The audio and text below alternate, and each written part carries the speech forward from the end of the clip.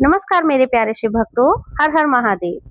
आज मैं आप सबसे एक छोटा सा सवाल पूछना चाहती हूँ कि आपने कभी महसूस किया है कि जैसे ही सावन का महीना आता है, मन अपने आप भोलेनाथ की ओर खिंचने लगता है। बिना किसी कारण ओम नमः शिवाय जपने का मन करता है। मंदिरों की घंटियां, शिव भजन, कावड़ियों की जय जयकार और चारों ओर गूंजता हर हर महादेव, ऐसा लगता है मानो पूरी सृष्टि शिवमय हो गई हो। लेकिन क्या आपने कभी सोचा है कि आखिर ऐसा क्यों होता है? सावन का महीना इतना पवित्र क्यों माना जाता है? भगवान शिव को यही महीना सबसे अधिक प्रिय क्यों है? इस महीने में ऐसा क्या रहस्य छिपा है कि करोड़ों लोग व्रत रखते हैं, जलाभिषेक करते हैं और भोलेनाथ की भक्ति में डूब जाते हैं। आज की इस वीडियो में हम सावन का इतिहास, उसका महत्व, उससे जुड़ी पौराणिक कथाएं, भगवान शिव की महिमा, सावन के व्रत, पूजा विधि और इस महीने में मिलने वाले आध्यात्मिक लाभ के बारे में विस्तार से जानेंगे। तो वीडियो को आखिर तक जरूर देखिएगा, क्योंकि हो सकता है आज आपको ऐसी बातें पता चलें जो आपने पहले कभी नहीं सुनी हो। दोस्तों, भगवान शिव केवल देवता नहीं है, वे स्वयं करुणा के सागर हैं। वे ऐसे भगवान हैं जो राजा और रंक में कोई भेद नहीं करते। उन्हें महलों का वैभव नहीं चाहिए, उन्हें बस सच्चा प्रेम चाहिए। कोई उन्हें एक लोटा जल भी अर्पित कर दे तो वे प्रसन्न हो जाते, इसलिए उन्हें भोलेनाथ कहा जाता है। अब आइए जानते हैं कि सावन की शुरुआत कैसे हुई। पौराणिक कथाओं के अनुसार जब देवताओं और दैत्यों ने समुद्र मंथन किया, तब सबसे पहले भयंकर हलाहल विष निकला। उस विष की ज्वाला इतनी भयानक कि तीनों लोग संकट में पड़ गए। देवता, दानव, ऋषि मुनि सब भयभीत हो गए। तब तब सभी भगवान शिव के पास पहुंचे। महादेव ने संसार की रक्षा के लिए बिना किसी स्वार्थ के पूरा विष अपने कंठ में धारण कर लिया। माता पार्वती ने अपने हाथों से उस विष को उनके कंठ से नीचे नहीं उतरने दिया। तभी से भगवान शिव नीलकंठ कहलाए। उस विष की गर्मी इतनी अधिक थी कि देवताओं ने भगवान शिव पर लगातार जल अर्पित किया। यही कारण माना जाता है कि सावन में जलाभिषेक का विशेष महत्व है। लेकिन शिव भक्तों, महादेव हमें केवल पूजा करना नहीं सिखाते, बल्कि दूसरों के लिए त्याग करना भी सिखाते हैं। उन्होंने संसार को बचाने के लिए स्वयं कष्ट सह लिया। यही शिवत्व है।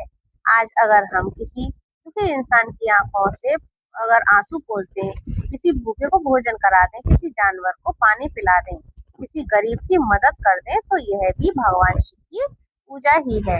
सावन हमें केवल मंदिर जाना नहीं सिखाता है, सावन हमें इंसान बनना भी सिखाता है। कहते हैं कि इस महीने में माता पार्वती ने कठोर तपस्या करके भगवान शिव को पति रूप में प्राप्त किया था। वर्षों तक उन्होंने कठिन व्रत किए, जंगलों में रहकर तप किया और अंततः उनकी भक्ति सफल हुई। इसी कारण सावन में कुंवारी कन्याएं अच्छे जीवन साथी के लिए सोमवार का व्रत रखती हैं, जबकि विवाहित महिलाएं अपने पति की सुख समृद्धि और पति की लंबी आयु के लिए भगवान शिव और माता पार्वती की पूजा करती हैं। अब बात करते हैं कि सावन में आने वाले प्रमुख पर्वों की। सावन का प्रत्येक सोमवार भगवान शिव को समर्पित होता है। मंगलवार को मंगला गौरी व्रत रखा जाता है।